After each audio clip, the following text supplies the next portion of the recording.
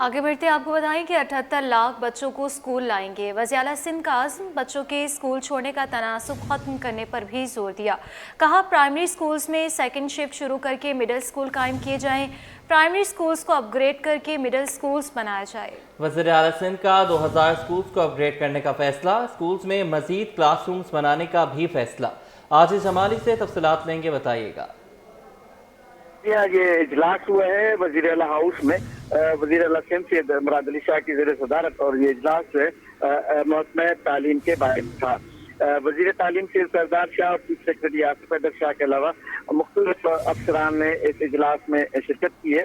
और इस इजलास को जो तफसील बताया गया है कि सूबे में 5.2 मिलियन बच्चे जो हैं और सरकारी और 4 मिलियन 39 लाख बच्चे जो हैं निजी स्कूलों में ज़ेर तालीम हैं। लेकिन यहाँ एक ये सूरत हाल बताई गई कि स्कूलों से बाहर इस वक्त 78 लाख बच्चे हैं।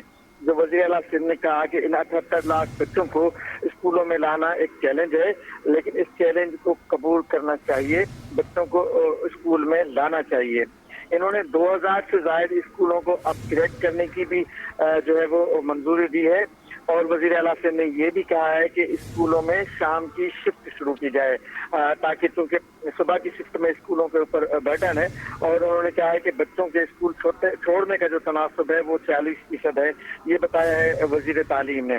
इस इजलास में वज़ीर आला सिंध का कहना था कि 140 स्कीमों के तहत 2000 स्कूलों को अपग्रेड किया जाए और सैलाब मुतासरा 19,808 स्कूलों में से 4039 स्कूलों को तामीर किया जाए। ये कहना था वज़ीर आला सिंध का इस इजलास में। ठीक है, बहुत शुक्रिया, आपने हमें अपडेट किया। नॉर्थ नाजिमाबाद में डाकू की फायरिंग से नौजवान के जख्मी होने का वाकया। SSP ने मुलजिमान की गिरफ्तारी की यकीन दहानी करवा दी है। डकैती कैसे हुई, एनी शाहिद का बयान भी सामने आ गया है। बताया कि 2 डकैत आए और मोटरसाइकिल छीनने की कोशिश की। वारदात के दौरान गोली चली तो मैं छुप गया। मजीद बताएंगे अनुषा जाफरी। जी बिल्कुल, देखिए नॉर्थ नाजिमाबाद फारूक आजम मस्जिद के सामने जो है वो डकैती का वाकया पेश आया, जिसमें एक 17-18 साल जो नौजवान है वो जख्मी हुआ है। अब पुलिस साहिब वक्त पर पहुंची, SSP सेंट्रल ने नोटिस लिया है और अभी SHO भी जो है वो मौके पर पहुंचे हैं, तमाम तर सवाल इकट्ठे किए हैं। इस वक्त हमारे साथ जो है वो ये ठेले वाला जो कि हेलमेट जो है वो बेचता है, ये हमारे साथ मौजूद है। जरा से बात करते हैं। भाई, कैसे वाकया पेश आया था, क्या हुआ था? ये डकैत आया, उसको दबाया गया, उसने उससे हाथ ही पाई की थी, वो बोलते हैं उसको फिर नहीं दे रहा था बाइक, तो उसने गोली मार दी। आप कहाँ थे? मैं उस टाइम ठेले से हेलमेट निकाला, मैंने गोली की आवाज़ सुनी तो मैं खुद कितनी गोलियां मारी? गोली एक लगी थी, उसको टांग पे लगी थी। वो कहाँ गिरा वो? पूरा मेन रोड पे गिरा। फिर आपने क्या किया? हमने कि हम खुद साइड पे हो गए, क्या पता उनका हमारों को भी मार दें, कुछ बता नहीं सके इसमें। तो हाथ पाई। डकैतों को होलिया क्या था? 2 बंदे थे, कपड़े पड़े पहने थे। क्या पहना हुआ था? जैकेट वैकेट कोई पहनी थी? जैकेट वैकेट का पता नहीं, कपड़े पहने थे क्या? जैकेट वैकेट। शाल वाल ओढ़ी हुई थी किसी ने? नहीं, शाल वाल नहीं देखा, लेकिन सिर्फ कपड़े वपड़े पहने हुए थे, इतना दबा। वो भी खुद भी गाड़ी पे आया और को दबाया, पिस्तौल रख के, तो उसके बाद हाथ पाई कर रहे थे, तो उसने जब उसको नहीं दे रहा था तो उसने गोली चला दी। आप कहाँ छुप गए थे तब? मैं इधर हेलमेट लगा, गोली की आवाज़ सुन के मैं थोड़ा उस साइड पे और गया। बिल्कुल, ये जो है वो हेलमेट वाला ही गोली की आवाज़ सुन के जो है वो साइड में हो गया था। और कहा ये जा रहा है कि 2 डकैत थे 125 के ऊपर। उन्होंने आकर जो है वो बाइक वाले को दबाया है और 18 साल नौजवान था, जो कि 18 साल को अभी अस्पताल मुंतकिल किया गया है। मजामत करने पर जो है डाकुओं ने पिस्टल का बट भी सर पे मारा, से उसका सर भी जख्मी हुआ है और टांग पर भी जो गोली लगी। फिलहाल पुलिस की नफरी जो है वो वक्फा पर मौजूद है और CCTV फुटेज की मदद से जो है वो मुलजिमान की गिरफ्तारी के लिए छापे मारे जा रहे हैं। जी, डिस्ट्रिक्ट ईस्ट पुलिस ने IG सिंध गुलाम नबी मेमन के अहकामात पर अमल दरामद शुरू कर दिया। जिला के तमाम थानों में CCTV कैमरे लगाने और उन्हें फाल करने के काम का आगाज हो गया। हमारे नुमाइंदे मिराज अख्तर SP गुलशन अहमद इकबाल मेमन के साथ मौजूद हैं। तफसीलात उन्हीं से हासिल करेंगे, बताइएगा मिराज। जी बिल्कुल, IG सिंध गुलाम नबी मेमन की जानिब से जो है वो एक सर्कुलेट हुआ था नोटिफिकेशन, जिसमें तमाम SSPs को ये कहा गया था कि वो अपने अपने इलाकों में, ज़िले में जो थाने हैं उनमें CCTV कैमराज लगवाएं, जहां लगे हुए हैं तो उनको फाल करवाएं। मैं इस वक्त अहमद इकबाल मेमन के साथ मौजूद हूँ, SP गुलशन के चार्ज है उनके पास। हम उनसे पूछेंगे कि ईस्ट जोन में इस पर किस तरह से, ईस्ट के जो डिस्ट्रिक्ट है उसमें किस तरह से काम शुरू हुआ है IG सिंध के अहकाम पर। जी अस्सलाम वालेकुम। अहमद साहब, ये बताइएगा कि IG साहब के अहकाम थे जिसके नोटिफिकेशन तमाम ग्रुप्स पे भी चला है और मीडिया को भी मिला है, तो इस हवाले से आप क्या कहते हैं कि थानों में पहले से लगे हुए थे या अब लगवाए जा रहे हैं, या पूरी जो मजमूई सूरत हाल है प्लीज़ वो बताइएगा। जी एक्चुअली ये बहुत अच्छा इक़दाम है। ये कुछ थानों में लगे हुए थे, कुछ थानों में हमने फ़ाल किया है। बहुत सारी जगहों पे लगे हुए थे तो वो सही तरीके से उनकी रेज़ोल्यूशन भी सही नहीं थी, तो हमने कैमरा मेगापिक्सल एटलीस्ट 4 मेगापिक्सल पे भी गए हैं कि 4 मेगापिक्सल कैमरा है। इससे अच्छे हमारे क्या हो रहा है फ़ायदा कि हम अच्छी तरीके से नज़र रख सकते हैं कि कोर्ट में किस तरीके से हो रहा है, लॉकअप में किस तरीके से मुजरिम रह रहे हैं। तो हम पूरे डिस्ट्रिक्ट को अपने यहाँ पे एसएसपी ऑफिस से, क्योंकि मैं डिस्ट्रिक्ट ईस्ट की बात कर रहा हूँ, यहीं बैठ के कंट्रोल कमांड से चेक कर सकते हैं। ठीक है। अच्छा, वैसे भी तो पहले भी तो थानों में लगे हुए थे तो इनको मॉनिटर वगैरह करने के लिए आप लोगों ने क्या रखा हुआ है? कहाँ पे मॉनिटर किया जाता है इनको, पहले वालों को, या अब मॉनिटर किया जाएगा?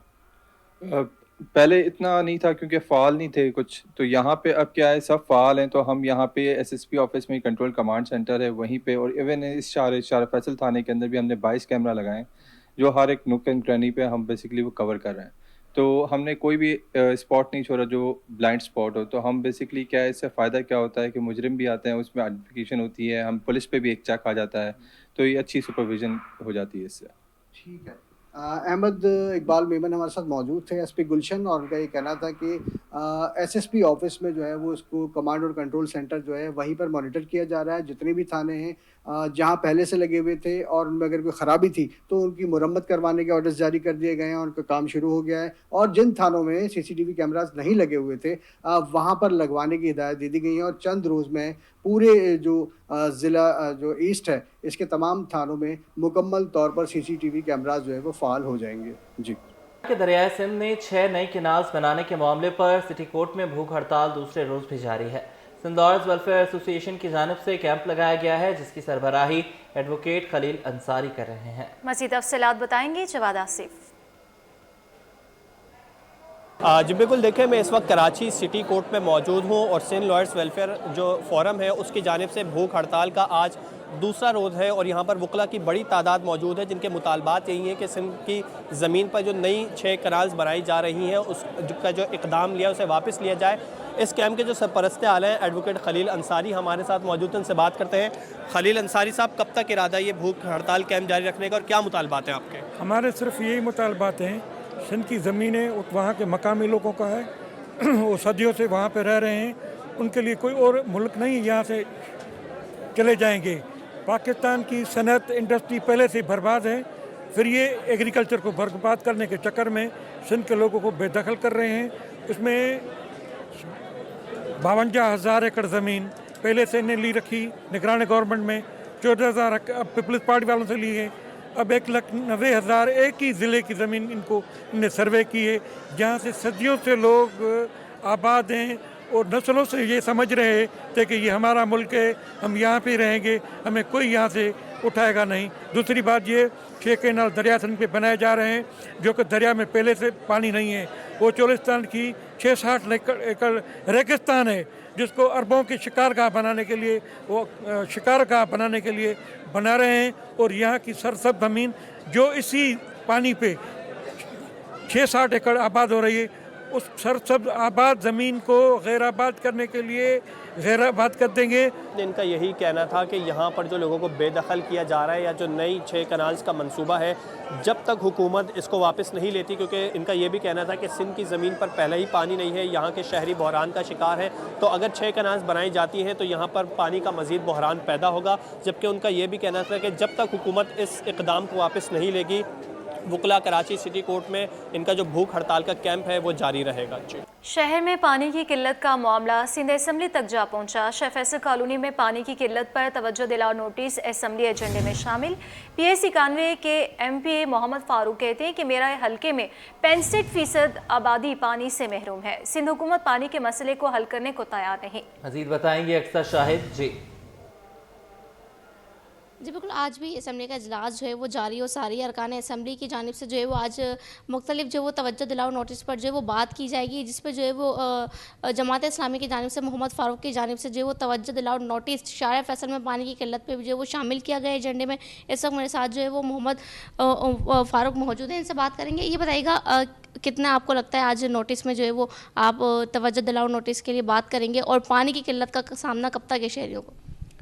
बिस्मिल्लाहिर्रहमानिर्रहीम। देखें, पानी की किल्लत का सामना कब तक रहेगा, इसका जवाब तो सिंध हुकूमत दे सकेगी। क्योंकि पिछले 16-17 सालों से तो यही जवाब दे रहे हैं कि हम काम कर रहे हैं, लाइनें डल रही हैं और K4 मंसूबा मुकम्मल हो सकेगा। इस कराची शहर को 2004 में आखिरी दफ़ा नेमतुल्लाह खान साहब ने K3 के ज़रिए से पानी दिया था। उसके बाद से एक बूंद पानी का भी इजाफ़ा नहीं हो सका। K4 मंसूबा जो उस वक्त फिजिबिलिटी बन चुकी थी और आज 20 साल गुजर चुके हैं, उसको तकरीबन 21 साल मुकम्मल होने वाले हैं, लेकिन K4 मंसूबा मुकम्मल नहीं हुआ। इस शहर की आबादी मुस्तकिल बढ़ रही है, आबादी भी बढ़ रही है, इसकी सोसाइटीज़ भी बढ़ रही हैं, लेकिन इस शहर को पानी जो है वो नहीं दिया जा रहा क्योंकि इनके मंसूबे में नहीं है। आज जो मैंने तवज्जो दिलाओ नोटिस अपने हलके के लिए दिलवाया है, शाह फैसल कॉलोनी PS 91 के लिए, उसमें मेरी आबादी के तकरीबन 65 से 70% आबादी के अंदर पानी नहीं आता है और ये मुस्तकिल नहीं आ रहा है। अच्छा, ये भी बताइएगा, जब हम आपके हलके में जाते हैं तो वहाँ पे जो है वो काफ़ी सारे जो वो RO प्लांट लगे हुए हैं, तो शहरी ये कहते हैं नलकों में पानी नहीं आ रहा पर RO प्लांट में पानी आ रहा है, तो वो कहाँ से आ रहा है? नहीं, RO प्लांट तो बोरिंग के ज़रिए से आता है, लेकिन टैंकर माफिया जो मौजूद है, टैंकर आप ख़रीदें, पैसे दें, 7,000 रुपये 8,000 रुपये दें, टैंकर आपको मिल जाएगा। वही पानी जो हमें लाइनों में आना था वो टैंकर के ज़रिए से पैसे दे के हमें मिलता है और लोग जो ख़रीद सकते हैं वो ख़रीद रहे हैं। ये टैंकर माफिया इस कराची के अंदर अरबों रुपए का कारोबार माहाना बुनियादों पे कर रहा है और इसको रोकने वाला कोई नहीं है। ये कारोबार रोकने वाले ही लोग इसके अंदर मुलविस हैं। यकीनी तौर पर जो है वो शाह फैसल के इलाके में जो पानी की किल्लत का सामना बहुत ज़्यादा है। आज तवज्जो दिलाओ नोटिस पर जो है वो बात की जाएगी। K4 के मंसूबे पर भी जो वो सवाल किया जाएगा। K3 का मंसूबा जो है वो 2003 से 4 में मुकम्मल किया गया था। उसके बाद शहर कराची को अब तक जो है वो इतना पानी नहीं मिल रहा जितना कि यौमिया ज़रूरत है। तो लिहाजा तवज्जो दिलाओ नोटिस में मुख्तलिफ सवालात होंगे, जवाबात होंगे। तो उमर फारूक इस वक्त हमारे साथ मौजूद थे। उनका ये कहना है कि अपने हल्के के लिए जो है वो जो भी मुमकिन कोशिश होगी वो करेंगे। जी। पीपल्स पार्टी ने ख़वातीन अरकान सिंध असम्बली को बच्चों और ख़वातीन की जेलों का दौरा करने की हिदायत कर दी। मारवी फसीह राशिदी कहती हैं कि उन्होंने हाल ही में कराची जेल का दौरा करके जेलों में बेहतरी की गुंजाइश मौजूद है। तफसीलात जान लेंगे हमारे नुमाइंदे आजिज़ जमाली से। जी देखिए, जेलों में मसाइल हैं, ख़ास तौर पे ख़वातीन और बच्चों के साथ।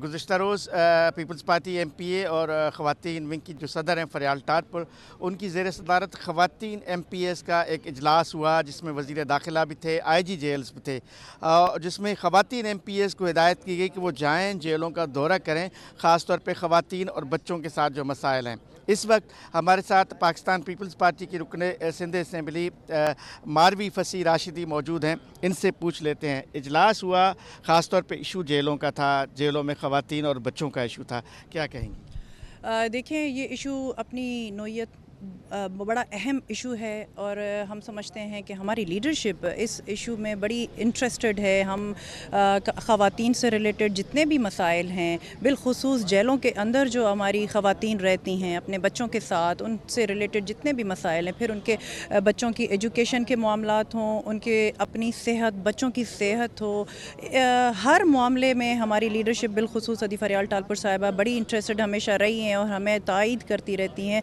कि हम जेलों का बदस्तूर विज़िट किया करें। अभी लास्ट मंथ मैंने ख़ुद भी विज़िट किया था जेल का, कराची जेल का। वहाँ पे की औरतों से मिली थी, उनके मसाइल, वहाँ पे कितनी सहूलियात हैं, सारा मैंने ख़ुद भी विज़िट किया था। और हम समझते हैं कि औरत जब तक उसके ऊपर कोई इल्ज़ाम साबित नहीं होता, औरत हो या मर्द, जेलों के अंदर वो बेकसूर ही होती है। सुना आपने मारवी फसीह राशिदी को जो बता रही हैं कि हिदायत ये दी गई हैं कि ख़वातीन MPS जेलों का दौरा करेंगी और उन्होंने ख़ुद बताया कि कराची जेल में ख़वातीन और बच्चों जो कैदी हैं उनसे उन्होंने मुलाकात की है। लेकिन पीपल्स पार्टी की क़यादत ने तमाम ख़वातीन MPS को ये हिदायत की है वो कराची समेत सिंध भर के जेलों में जाएँ और जेलों में ख़वातीन और बच्चे जो हैं उनके मसले देखें और उनके मसले हल करवाएँ। जी। हुकूमती फैसलों के खिलाफ फिपवासा सिंध का तदरीसी अमल का बाइकॉट। जामियात में तदरीसी सरगर्मियाँ कल तक के लिए मुअत्तल कर दी गई। ओहदेदारान का हुकूमती फैसलों की वापसी तक एहतजाज जारी रखने का ऐलान। सदर अंजुमन जामे कराची ने वाज़ेह कर दिया है कि हुकूमत ने कोई लचक नहीं दिखाई तो एहतजाज का दायरा वसी कर सकते हैं। बात करेंगे सैयद ज़ुबैर राशिद से, अपडेट कीजिएगा। हाँ जी बिल्कुल, देखिए सिंध भर की सरकारी जामियात में फफवासा की कॉल पर जो है तदरीसी अमल का बाइकॉट जारी है और इस वक्त मैं मौजूद हूँ कराची यूनिवर्सिटी में, जहाँ पर अंजुमन असातिज़ा जामिया कराची जो है फफवासा की हम आवाज़ जो है वो बनी हुई है और यहाँ पर भी तदरीसी अमल जो है वो बाइकॉट उसका ऐलान किया गया है। अंजुमन असातिज़ा जामिया कराची के सदर मोहसिन अली इस वक्त हमारे साथ मौजूद हैं, इनसे आपकी बात कराते हैं। मोहसिन साहब बहुत शुक्रिया आपका। ये मामला कब तक चलेंगे? बिस्मिल्लाहिर्रहमानिर्रहीम। हमारे बाइकआउट का आगाज़ जुमरात और जुम्मे से हुआ था और इस दौरान जो है हुकूमत की तरफ से कोई पेशरफ्त नहीं हुई, कोई बातचीत का सिलसिला शुरू नहीं हुआ, जिसकी वजह से हमें मजबूरन इस एहतजाज को जो है बाइकआउट को मज़ीद आगे बढ़ाना पड़ा। और इसी सिलसिले में आज हमारी मीटिंग है, हम ये देखना चाहते हैं कि हम इसको जो है एहतजाज को किस तरीके से मज़ीद आगे बढ़ा सकते हैं। इसके अलावा आपने बिल्कुल दुरुस्त फरमाया कि ये एहतजाज हम जो है असातिज़ा इस वजह से कर रहे हैं, मजबूर हैं करने के लिए, क्योंकि जामियात को जो है सोची समझी साजिश के तहत तबाह किया जा रहा है। पहले सिंध के तमाम सरकारी स्कूलों को तबाह किया गया, फिर कॉलेजेस को तबाह किया गया और आज उनके हालात आपको खुद मालूम है कि कोई भी साहिब अक़ल शख्स अपने बच्चों को या छोटे बहन भाइयों को सरकारी स्कूलों में पढ़ाना नहीं चाहता। आगे का जो लाएमल है वो एक ऑनलाइन मीटिंग जो है फफवासा सिंध चैप्टर की होने जा रही है, जिसमें आगे के लाएमल के हवाले से फैसला किया जाएगा। ताहम इन्होंने जो ये इंदिया दे दिया है कि अगर किसी किस्म की फ्लेक्सिबिलिटी हुकूमत की जानिब से नहीं दिखाई गई तो एहतजाज का ये जो दायरा है वसी कर सकते हैं। जी, कौमी इदारे सेहत बराए अतफाल में तिब्बी और गैर तिब्बी अमले की शदीद कमी है। सर्जरी के लिए आने वाले मरीज बच्चों को एक साल के बाद का वक्त दिया जाने लगा, जिसकी वजह से वालिदैन को शदीद मुश्किल का सामना करना पड़ रहा है। बात करेंगे इब्राहिम रन से, इस पर भी अपडेट कीजिएगा। जी देखिए, बिल्कुल इस वक्त हम मौजूद है सिंध में बच्चों की बीमारी के सबसे बड़े अस्पताल कौमी इदारा सेहत बराए इत्फाल में, जहां पर जो आने वाले मरीज हैं उनको एक साल के बाद का टाइम दिया जा रहा है, जो कि सर्जरी के हवाले से, क्योंकि स्टाफ की शदीद कमी है। 18वीं तरमीम के बाद से कोई तैनातियाँ नहीं हो सकी, जिसकी वजह से कम वसाइल के बावजूद भी अस्पताल की इंतजामिया ज़्यादा से ज़्यादा मरीजों को सहूलियात फराम करने की कोशिश कर रही है। तो अस्पताल के सरबराह का कहना है कि इस तरह के 4 मजीद अस्पताल हों तब जाके कुछ कमी हो सकेगी और फौरी तौर पर ऑपरेशन की तारीखें मिल सकेंगी। तो अस्पताल के डायरेक्टर प्रोफेसर नासिर सडल साहब हमारे साथ मौजूद हैं, इनसे पूछेंगे। सर बहुत शुक्रिया, आपने अपना कीमती वक्त दिया। क्या कहेंगे सर, स्टाफ की कमी है, 1 साल बाद तारीखें दी जा रही हैं, कितने मजीद अस्पताल होने चाहिए तो ये कमी पूरी होगी? जी बिस्मिल्लाहिर्रहमानिर्रहीम। इसमें यही, जैसे मैंने आपको बताया कि हमारे यहाँ नो डाउट स्टाफ की कमी की वजह से ऑपरेशंस की तारीख की मुय्यत साल भर हो जाती है। सबसे बड़ा रीज़न इसका ये है कि 18वीं तरमीम के बाद यहाँ पे कोई अपॉइंटमेंट हुई नहीं है, यानी कि 2011 से हॉस्पिटल के अंदर नहीं हुई, जिसकी वजूहात मुख्तलिफ़ किस्म के कोर्ट केसेस हैं और मुख्तलिफ़ वजूहात हैं, जिसकी वजह से ये सारा जो है निज़ाम दरम बरम हुआ। लेकिन फिर भी हम जितने भी स्टाफ की मौजूदगी है उसके अंदर रहते हुए हम जो सर्विसेज प्रोवाइड कर सकते हैं वो करते हैं। इस वक्त मेरी करंट स्टेटस जो है कि 1200 मेरे पास टोटल सीटें हैं। 1200 में से सिर्फ 300 स्टाफ है जो कि मेरे पास यहाँ पे वर्किंग है, बाकी 800 स्टाफ जो है वो मेरी वैकेंट पोस्ट हैं। अब आप खुद अंदाज़ा कर सकते हैं कि जहाँ 1200 लोगों को काम कर रहा हूँ वो 300 लोग काम कर रहे हो, तो वो इसकी वजह से जो मसाइल पैदा होंगे, जो मुश्किलात पैदा होंगी, वो फिर सफ़र करनी पड़ती हैं। हमारी भरपूर कोशिश है कि हम करते हैं जिसकी वजह से, लेकिन फिर भी कहीं ना कहीं कमी रह जाती है इन्हीं वसाइल की वजूहात की वजह से। ठीक है, बहुत शुक्रिया। ये थे प्रोफेसर नासिर सडल, जिनका कहना था कि तकरीबन 1200 में से जो है वो 800 पोस्टें तकरीबन खाली हैं, जिसकी वजह से मुश्किलात हो रही हैं। इसके बावजूद भी मुल्क भर से आने वाले मरीज बच्चों को तमाम तर सहूलियात मुफ्त फराम करने की कोशिश की जा रही है, जो कि ये अस्पताल किसी नेमत से कम नहीं है। जी, तारिक रोड गोश्त गली में 3 साल से गैस मसाइल बरकरार हैं। इलाका मकीन सुई सदरन की कारकर्दगी से मायूस हो गए। इस हवाले से हमें आगाह करेंगे वसीम इफ्ताखार। आज बिल्कुल कराची के देही इलाके हों, नवाही इलाके हों या फिर पोश इलाके हों, तमाम ही इलाके जो हैं वो गैस मसाइल से मुतासर हैं। अगर बात करें हम तारिक रोड के इलाके की, तो मैं इस वक्त मौजूद हूँ तारिक रोड गोश वाली गली में, और यहाँ पर भी जो है वो गैस के मसाइल 3 साल से हैं, जिसकी वजह से जो इलाका मकीन है शदीद परेशान है। गैस क्यों नहीं आ रही जानते हैं, हमारे साथ इलाका मकीन मौजूद हैं। ये बताएँ कि गैस के जो मसाइल हैं वो 3 साल से तो हैं, कितनी मुश्किलात पेश आ रही हैं, बिल आते हैं, बिल की अदायगी होती है नहीं होती, गैस की हवाले से क्या बताते हैं SHGC वाले? वो बोलते हैं कि अभी पिछली दफ़ा हम लोग गए थे तो उन्होंने कहा कि आपका इलाके का जो है वो पास हो गया है, तो हम 1 महीने में काम शुरू कर देंगे। लेकिन अब 1 महीना भी होने वाला है, कोई मसला नहीं हो रहा। 3 साल हो गए हमें। हमारे बराबर वाली गली है, उसमें गैस आ रही है, हमारी ये कमर्शियल मार्केट है, इसमें 3 साल से गैस नहीं आ रही और बिल मुसलसल आ रहे हैं। आप बताएं कि गैस इशू की वजह से गैस के मसाइल किस हद तक संगीन है यहाँ पर, और गुजारा करना कितना मुश्किल हो चुका है 3 साल में? यकीन करें कि गुजारा इतना मुश्किल हो चुका है कि आपकी सोच है। अब गैस ना होने की वजह से काफ़ी घरों में जो प्रॉब्लम्स ये आ रही हैं, कुछ लोग जो है सिलेंडर वगैरह, जो कि सिलेंडर हमारे लिए बहुत नुकसानदेह है, ठीक है ना, खुदा ना खास्ता किसी ने भी कोई मसला कर दिया तो कुछ में भी नुकसान हो सकता है। और प्लस ये कि फिर जब कोई लकड़ियाँ वगैरह लेकर आते हैं, अंगीठी वगैरह जलाते हैं, उससे भी काफ़ी नुकसान होते हैं। जी बिल्कुल, ये थे इलाका मकीन जिनका हुकूमत से मुतालबा है कि गैस के मसाइल हंगामी बुनियादों पर हल किया जाए। गैस मसाइल की वजह से LPG सिलेंडर इस्तेमाल करना पड़ता है, और वो भी खौफ के साथ, क्योंकि माजी में हमने देखा है कि LPG सिलेंडर हैं उसके फटने के वाक़यात रूनुमा हुआ है, जिसमें जानी और माली नुकसान भी हुआ है। जबकि इनका कहना है कि बाकायदगी से गैस के बिल भी अदा किए जाते हैं, लेकिन इसके बावजूद गैस मसाइल से जो इनको वो नबर्द आज़मा होना पड़ता है। घरेलू उमूर जो हैं वो शदीद मुतासर होते हैं, और इनका कहना है कि SAGC हुकाम उस तरीके से इनके मसाइल पर तवज्जो नहीं देता और ना ही इनकी शिकायत का अजाला किया गया है। जी, न्यूज़ स्टूडियो से फिलहाल के लिए इतना ही।